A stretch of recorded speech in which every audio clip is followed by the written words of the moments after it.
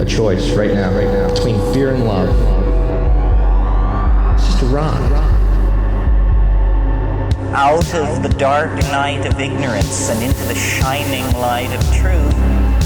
Expounding reality. A population of citizens capable of critical thinking.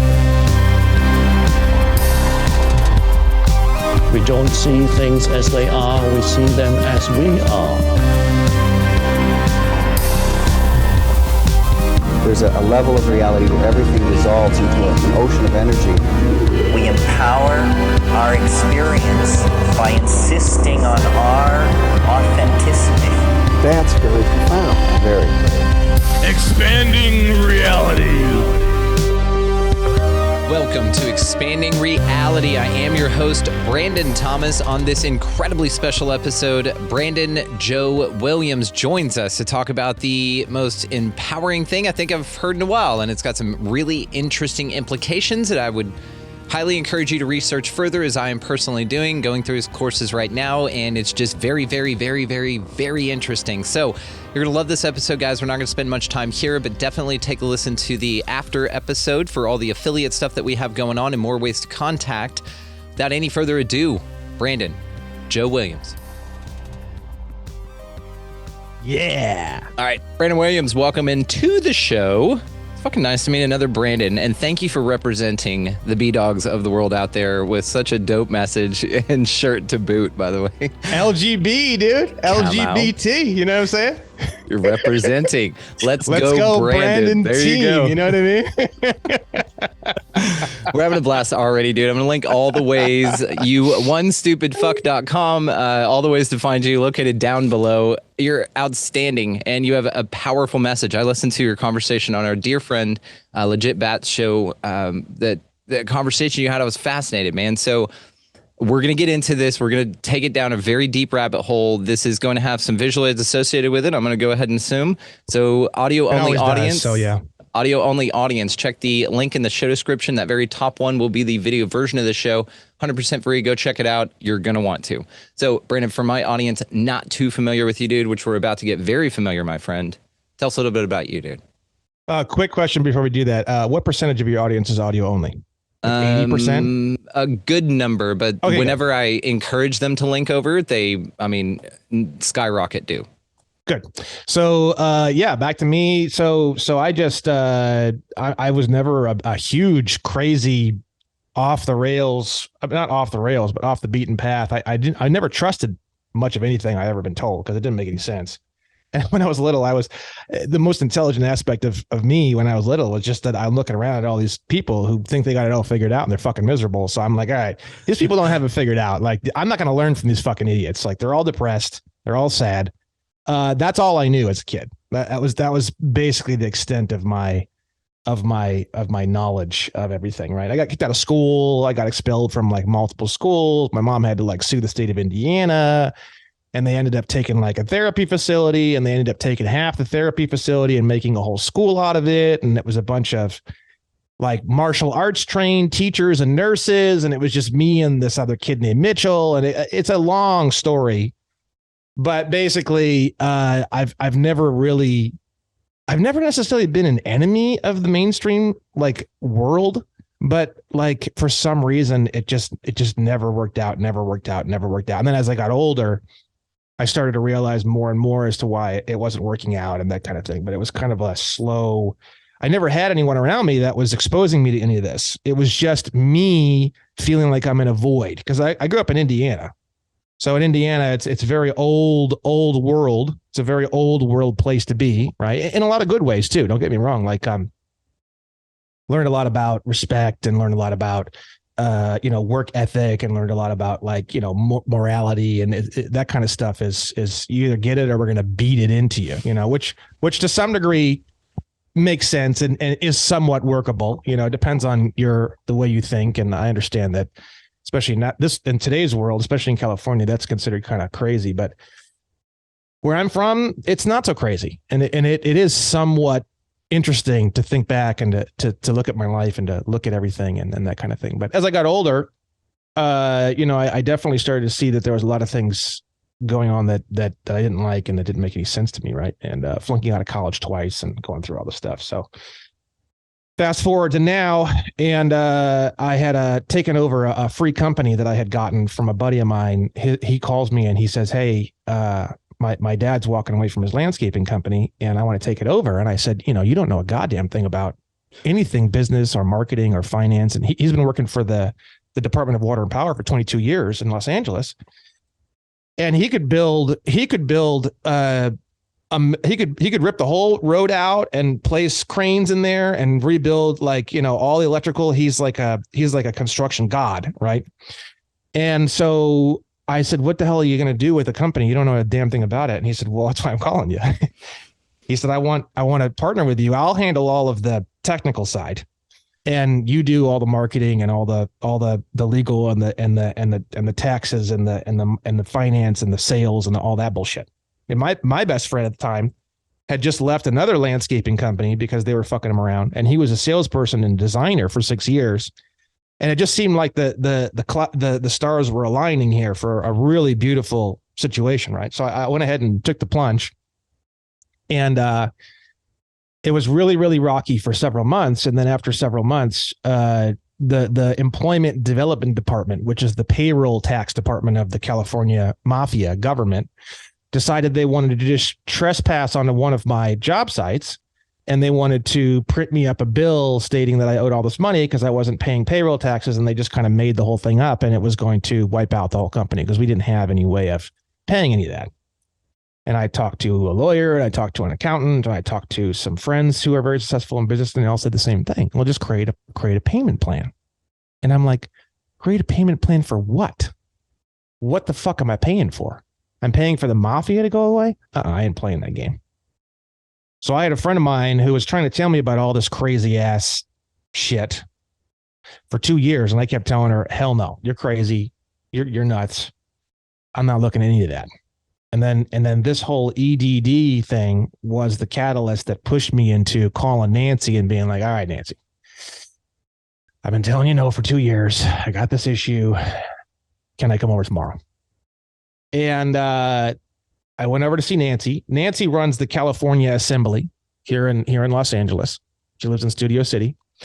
And so what the California Assembly is basically it's the original non-corporate state government that's actually run by volunteers. Every state has one or more. Texas probably has a fucking ton of them, different chapters or whatnot. Okay.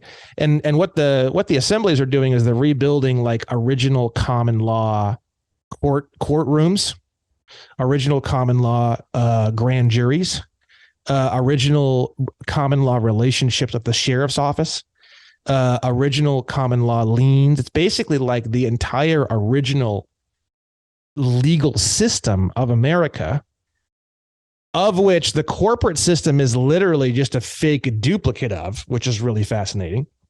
So it's very similar in a lot of ways. It even uses the same words. Like, for example, in the corporate legal world, they use the word firearms.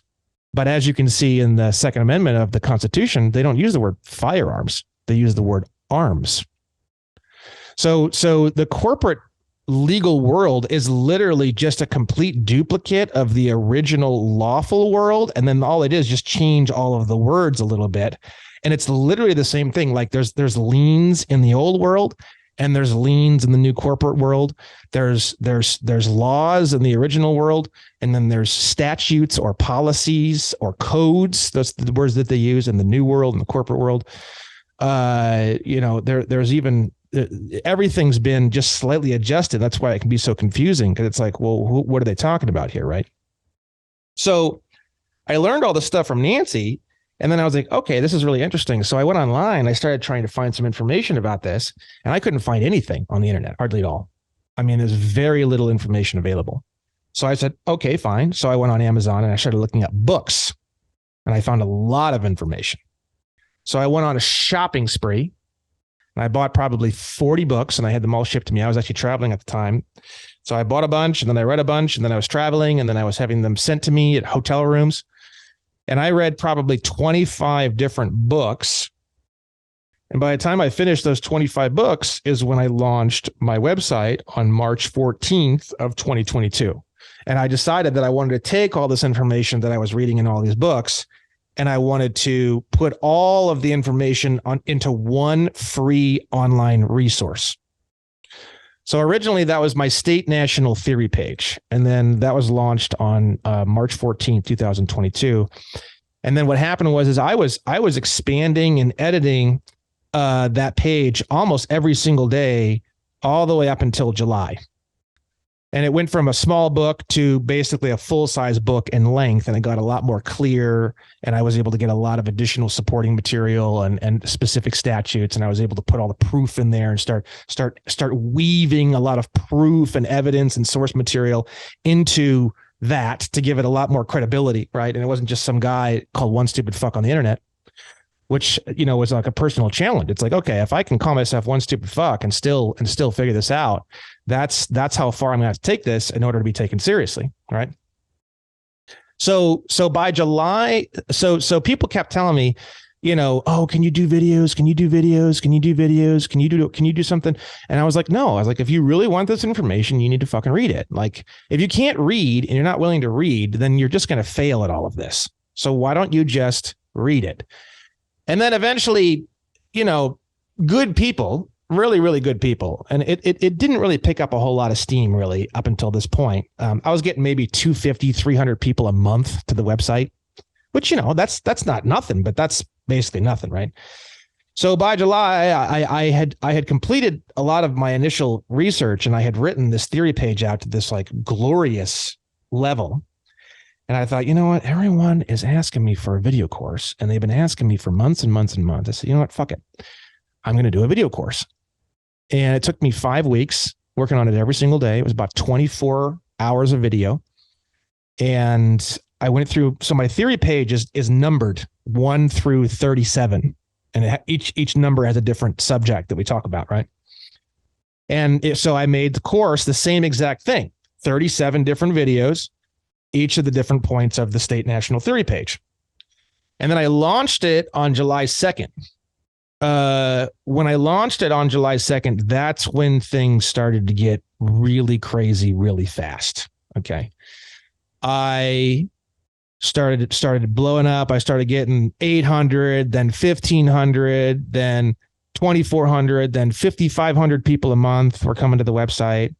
Then I started building out paid ads. I started running Google, Facebook paid ads. I started running other ads. I hired Jeremy Ryan Slate over at Command Your Brand Media to start getting me on podcasts. So I started getting on a lot of podcasts. And now we're up to probably on a monthly basis, I would say we're probably well over 10,000 a month. Let me see here. Shout out Jeremy Ryan Slate while you're doing that. Awesome dude, friend of the show, had him on. Love that dude. So 20,000 this last 30 days was 20,000 people, which that's a lot for me. I've never, I've been doing marketing and sales my whole life. And that's, to me, that's a lot. Coming out the gate with such strange marketing and such strange everything, and coming out the gate with absolutely nothing, nothing to fall back on, nothing, just a small, tiny little a base of fans that I had. I've written a couple of books. One was on love and romance, and the other one was on sales and marketing. And I had a teeny tiny little fan base based off those 2 books that I had written. And that is the story behind how this whole crazy thing became a reality. And now I'm on probably 4 or 5 shows a week, and I'm booked for David Icke next week. And we're just working out the booking for Tinfoil Hat with Sam Tripoli. And so now I'm starting to get into these kind of really amazing larger shows. And I do all the smaller shows too. I have people who reach out who have 10 viewers, and I'm like, yeah, let's do it. I'm down.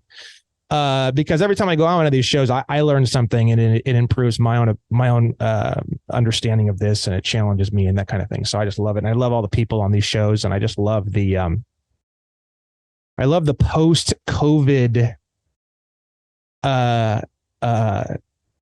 like coming out of a daze mentality of the world right now. I love the post hangover consumerism. You know what I mean? What do we do now? I love it. I love the I love it. I absolutely love it. And I think that now there's never been a better time for people who are saying it's time to expand our reality. So come on, there you go. Thanks for weaving that in. Nice job. All right, checks in the mail. Thank you for that. Yeah.